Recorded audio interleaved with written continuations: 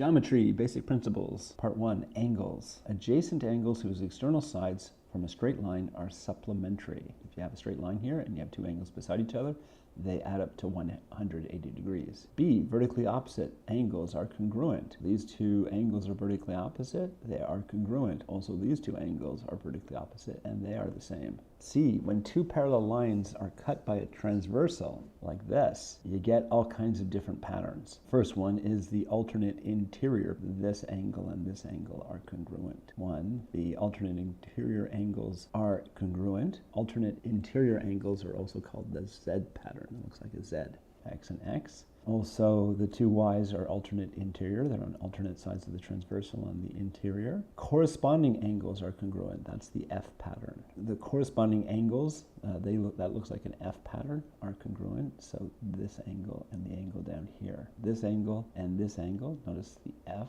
are congruent. Also, these two angles are corresponding angles. Now, corresponding means they're both in the same corresponding spot. The two X's are both to the right of the transversal, and they're both below the parallel lines. They're in the same corresponding spot. These two Y values are congruent, this one and this one. They're corresponding. They're both above the parallel line to the right of the transversal. And these two angles, they're both to the left of the transversal, above the parallel lines. The interior angles are supplementary. This is the C pattern. X and Y, they're going to add up to 180. The reason why is if this is Y, then this angle up here is Y, and they add up to 180. Or these two Y's, you can have a Y right here, which is corresponding to this Y. The Y plus X must make 180 degrees. Triangles. A triangle can be scalene, isosceles, or equilateral. Scalene, when the three sides are not the same. Isosceles, when two sides are the same. Equilateral, three sides the same.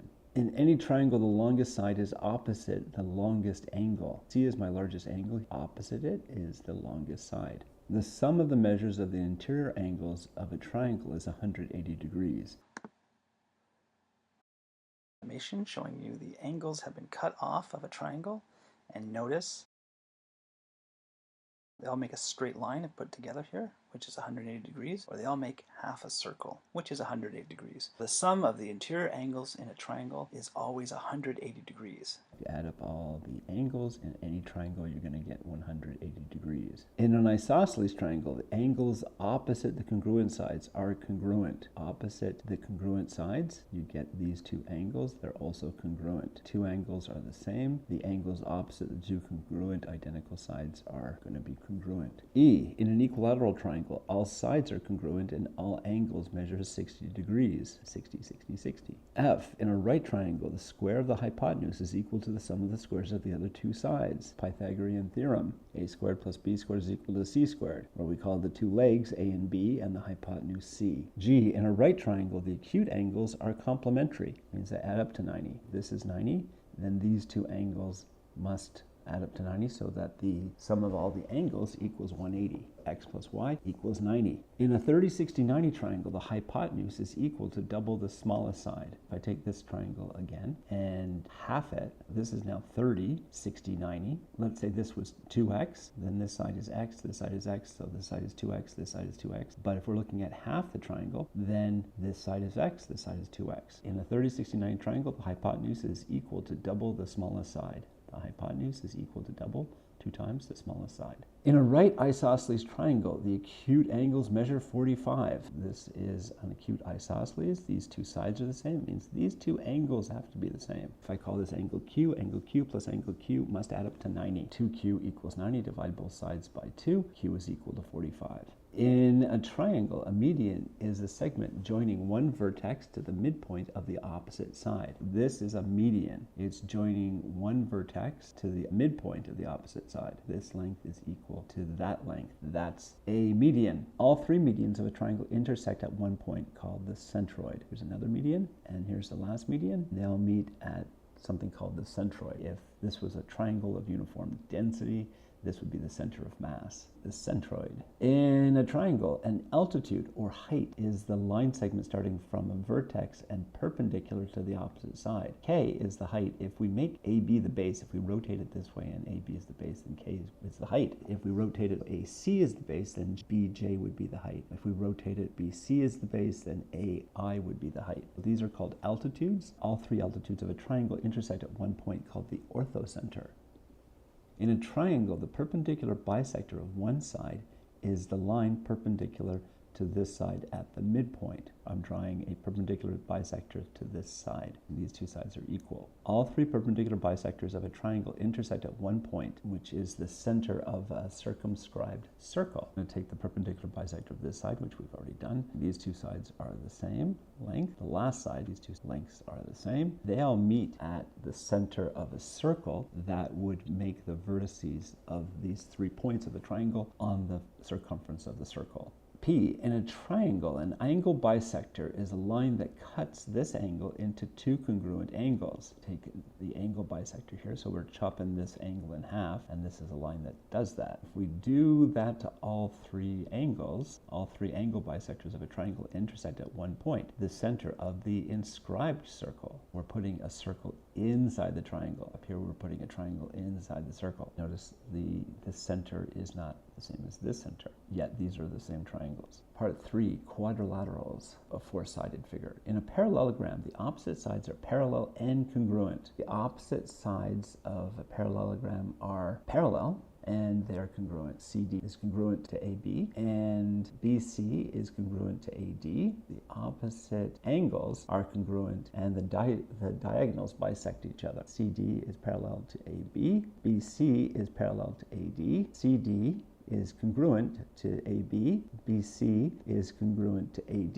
The opposite angles are congruent. Angle B is congruent to angle D. Angle C is congruent to angle A. The diagonals bisect each other. The length from B to the center is the same as the center to D. That C to the center is the same as the center to A. These two line segments are the same, are congruent. A rectangle is a special parallelogram whose angles all measure 90 degrees. The diagonals of the rectangle are congruent, so that diagonal is equal to that diagonal. C, a rhombus is a special parallelogram whose sides are all congruent. The diagonals of a rhombus are perpendicular. They are at 90 degrees. D, a square is a special parallelogram whose sides are congruent and whose angles measure 90 degrees. The diagonals of a square are congruent and perpendicular. Just like a rectangle, these are congruent. This length is equal to that length, and the diagonals are perpendicular. Circles, 3 non-collinear points determine one and only one circle. So if I start off with 3 points and they're not in a straight line, then we can define a circle with those. If I take the perpendicular bisector